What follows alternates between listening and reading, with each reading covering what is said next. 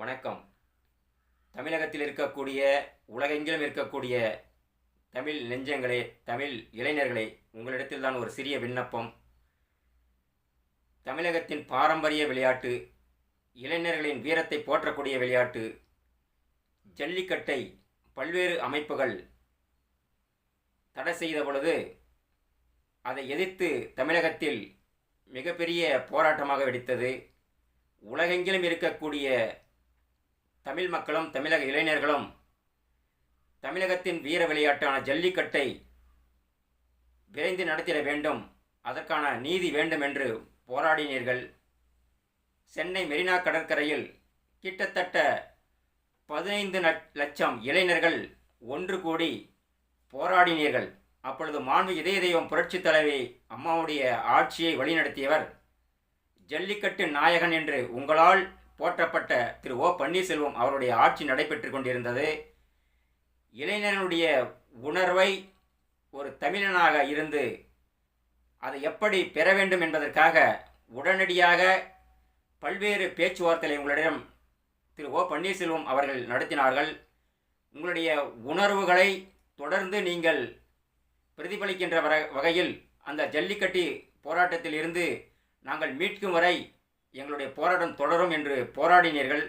உங்களுடைய உணர்வுகளை மதித்த திரு ஓ பன்னீர்செல்வம் அவர்கள் உடனடியாக டெல்லி விரைந்து மாண்புமிகு பாரத பிரதமரிடத்திலே இதற்கான கோரிக்கை வைத்து அதில் இருக்கக்கூடிய சட்ட சிக்கலெல்லாம் விவரித்து அதனுடைய ஜல்லிக்கட்டுக்குண்டான தடையை நீக்கம் பெற்று உடனடியாக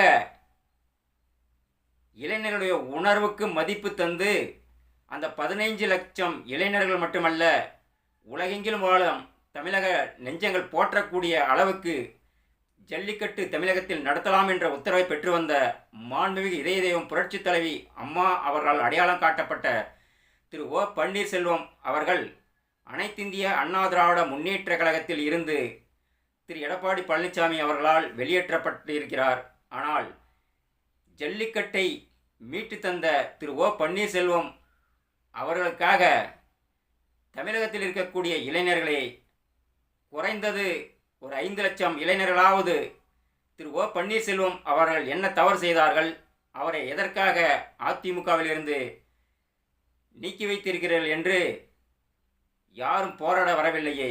உங்களுடைய உணர்வை மதித்து உங்களுடைய உணர்வுக்காக தானும் உங்களோடு போராடுகிறேன் என்று உங்களுடைய போராட்ட காலத்தில் இருந்து ஒரு முதலமைச்சராக இருந்து அந்த ஜல்லிக்கட்டுக்கு மீட்பு பெற்று தந்தவர் மாண்புமிகு இதய தெய்வத்தினுடைய அடையாளம் திரு ஓ பன்னீர்செல்வம் அவர்கள். அவர் இன்று அரசியல் ரீதியாக பல்வேறு போராட்டங்களை சந்தித்து வருகிறார்.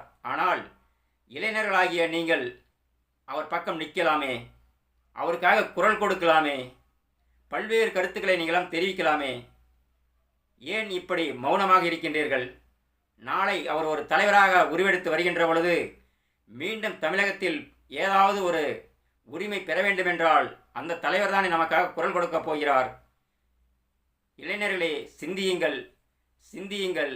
உங்களுடைய உணர்வுகளை ஏதாவது ஒரு வகையில் கழக ஒருங்கிணைப்பாளர், தமிழகத்தின் முன்னாள் முதலமைச்சராக இருந்த திரு ஓ பன்னீர்செல்வம் அவர்களுக்காக குரல் கொடுங்கள் என்று உங்களை பாதம் பணிந்து ஒரு அனைத்திந்திய அண்ணா திராவிட முன்னேற்ற கழகத்தின் எளிய தொண்டனாக வேண்டி விரும்பி கேட்டுக்கொள்கிறேன். நன்றி, வணக்கம்.